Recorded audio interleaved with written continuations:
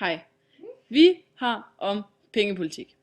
Og i det her Screener-Matic-program har vi jo brugt for at lave vores fremlæggelse. Vi vil både komme ind på, hvad penge det er, og hvor penge egentlig kommer fra, hvad Nationalbanken det er for noget, og hvad pengepolitik egentlig er sådan i forhold til Danmark og så videre. Ja. Hvad er penge? Ja, penge spiller en uundværlig rolle for os i vores hverdag. Det er dem, vi bruger, når vi køber ind for at få de ting, vi ønsker. Når vi skal sætte ord på, hvor rige eller fattige vi er, angiver vi beløbet i penge. Penge hjælper os med at styre indlandsk og udenlandsk handel i forhold til fortidens byttehandler, som var meget problematiske, da der ikke var holdbarhed i disse byttehandler. For at byttehandlerne skulle kunne forløbe godt, skulle varerne have følgende 3 egenskaber. 1. Den kan fungere som betalingsmiddel, hvilket vil sige, at man kan købe andre varer eller tjenester for varen. Varen skal derfor være anerkendt som værdifuld. 2. Den skal være en værdimåler. Bag dette udtryk ligger, at det skal være muligt at udtrykke andre varer samt tjenesters værdi i forhold til varen. Varen skal kunne opdeles i meget små enheder. 3. Et værdiopbevaringsmiddel. Altså en vare, som er holdbar, som man dermed kan investere sin formue deri. Senere opstod mønterne og sedlerne, som nu kunne anvendes som betalingsmiddel. Pengene opfyldte alle 3 ovennævnte krav. Alle havde tillid til sedler og mønter, og man kendte til deres værdi, hvilket gjorde det muligt at bruge dem som betalingsmiddel. I 1930'erne tog de fleste lande afstand til gulddækning af deres seddelomløb. I Danmark bortfaldt guldindløseligheden i 1931 i kølvandet på den store krise, som var udløst af Wall Street-krakket i 1929. Vi har ikke haft guldindløselighed i Danmark siden da.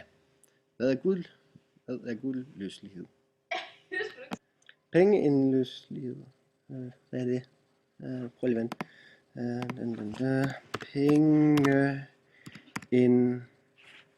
Hvordan var man stadig til det? Pengeindløselighed.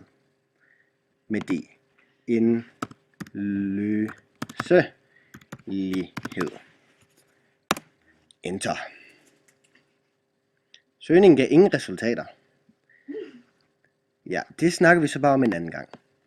Vi fortsætter. At det er lovmæssigt besluttet i Danmark, at danske mønter samt sedler er lovlige betalingsmidler i Danmark, er den væsentlige grund til, at vi har så stor tillid til det danske pengevæsen. At mønter og sedler bliver betegnet som lovlige betalingsmidler, betyder, at man ikke har ret til at nægte at modtage danske penge, samt mønter som betaling for en vare eller tjenesteydelse, eller som afdrag og renter på et lån. Nationalbanken har ernæret på udstedelsen af danske sedler samt mønter. Dette er også med til at styrke tilliden til de danske penge. Ja, og efter hvad vi har snakket om, hvad pengene de er, der er jo en god ting at hive fat i, det er jo Nationalbanken. Og Nationalbanken, det er Danmarks Nationalbank, og det er egentlig også Danmarks Centralbank, og den er selvfølgelig placeret i... Altså, hvad laver din telefon her?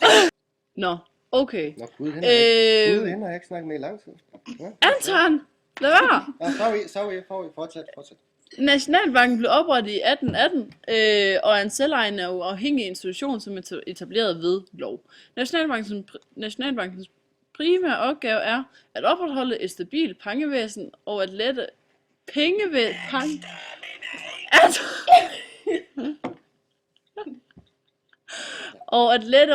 regulere pengeomsætningen og kreditgivning jævnfør Nationalbankloven fra 1936. Nationalbankens 3 overordnede formål er 1. Stabile priser. Nationalbanken bidrager til at sikre stabile priser, det vil sige lav inflation. Det gøres ved at indrette pengepolitikken efter en fast kronekurs over for euroen. Sikre betalinger. Nationalbanken medvirker til, at kontanter og elektroniske betalinger afvikles sikkert. Det sker ved at udstede sedler og mønter samt sørge for, at pengeinstitutterne kan afvikle indbyrdes betalinger. Stabilitet i det finansielle system. Nationalbanken bidrager til at sikre stabiliteten i det finansielle system. Det gøres ved at overvåge den finansielle stabilitet og betalingssystemer, producere finansiel statistik og forvalte statens gæld. Så. Sorry. Okay. Den nuværende formand for direktionen i Nationalbanken hedder Lars Rohde. Det skal dog siges, at staten er repræsenteret i ledelsen, men udover det er Nationalbanken en selvstændig uafhængig institution uden direkte politisk indflydelse. Desuden har Nationalbanken pligt til at veksle fremmed valuta til danske kroner fra pengeinstitutterne. Selvom Nationalbanken er uafhængig, er det alligevel statens bank, hvor så staten har en konto i Nationalbanken, der kaldes statens løbende konto. Men hvad er pengepolitik så? Jo, se, pengepolitik er de handlinger, en centralbank foretager for at påvirke et lands makroøkonomiske situation, som gælder over inflation og beskæftigelse og produktion og valutakurs og med videre. I Danmark har Nationalbanken som sagt ansvaret for pengepolitikken. De sørger for, at pengepolitikken holder en stabil kronekurs over for euroen. De fører pengepolitik ved at fastsætte de pengepolitiske renter, som består af diskontoen, foliorenten, udlånsrenten og indskudsbevisrenten. Diskontoen signalerer et bestemt renteniveau, både over for bankens renter og egne renter og Nationalbankens andre rentesatser. Og der sker her ingen direkte forretning. Foliorenten er betegnelse for den rentesats, de danske bankers indlån og udlån med og hos Nationalbanken. Landets banker og pengeinstitutter har en konto i Nationalbanken, som bliver kaldet foliorenten. Og her kan de simpelthen indsætte et beløb og hæve fra, ligesom en almindelig lønkonto.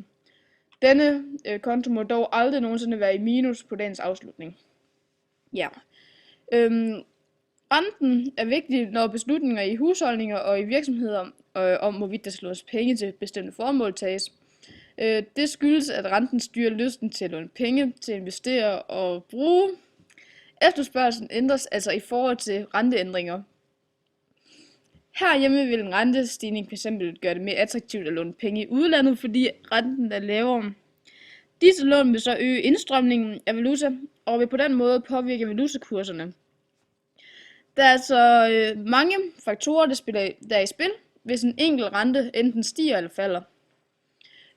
Ofte taler man om stram og lempelig pengepolitik. Stram pengepolitik betyder, at Nationalbanken normalt vil hæve renten, samt gøre det vanskeligt at låne penge, hvilket betyder, at man begrænser kreditmulighederne. Hvis det sker, hvis renten stiger, vil erhvervslivets låneomkostninger til finansiering af nye maskiner og hvad de ellers har brug for. Det betyder altså, at en rentestigning vil sætte en bremse på erhvervsinvesteringerne. Derfor er boligbyggeriet meget følsomt over for renteændringer, fordi renten betyder en så stor del af udgifterne, når et hus skal bygges og finansieres. Altså boligbyggeriet, det falder simpelthen. Stram pengepolitik vil altså generelt dæmpe efterspørgselen. Med faldende efterspørgsel falder den indlandske produktion, BNP, hvilket medfører fald i beskæftigelsen. Når efterspørgselen falder, vil det også resultere i mindre import, og prisstigningerne vil der også, på den måde også blive lagt en dæmper på. Derfor bruges stram pengepolitik til, hvis man ønsker at lægge en dæmpe på den økonomiske udvikling. Lempelig pengepolitik imod har en faldende rente og bedre kreditmuligheder, altså en modsatte virkning på samfundsøkonomien. Det betyder altså, at efterspørgselen øges, og valutaindstrømmene mindskes. Ja. Og det var simpelthen alt for Tøsegruppen fra Anne-Sophie Andersen, Mie Torp, Katrine Vestergaard og Mathilde Kjeldgaard. Ses. Ses.